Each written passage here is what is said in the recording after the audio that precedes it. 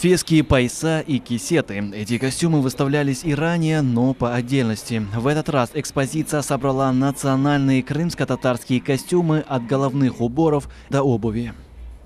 Такая выставка, она позволяет представить наиболее полно и точно, как выглядел крымско-татарский костюм традиционный, увидеть, чем отличается праздничный костюм от повседневного.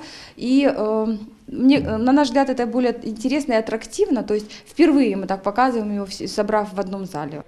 Правдивое зеркало прошлого. Именно так организаторы выставки называют исторический костюм. К сожалению, сегодня недостаточно информации о национальной одежде крымских татар. Единственные места, где есть образцы одежды прошлых веков – Бахчисарайский заповедник и Крымско-татарский музей культурно-исторического наследия.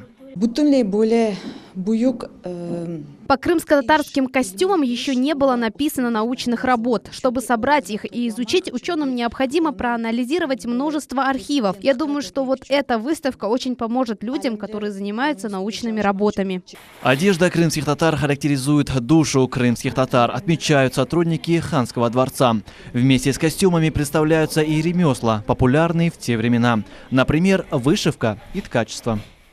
Это очень важно, потому как к нам приезжают люди, приезжают с разных городов, с разных стран, приезжают сюда с желанием узнать о крымских татарах. И, наверное, вот Ханский дворец является вот тем центром, где, наверное, вот так вот можно саккумулированно узнать о народе практически все. Экспозиция станет полезной и интересной не только для иностранцев, но и для тех, кто давно знаком с уникальной культурой нашего народа. Выставка крымско-татарских традиционных костюмов продлится до 31 марта. Абдулла Джосман, Фатиме Сидометова, Сусанна Рефиева, телеканал Миллет.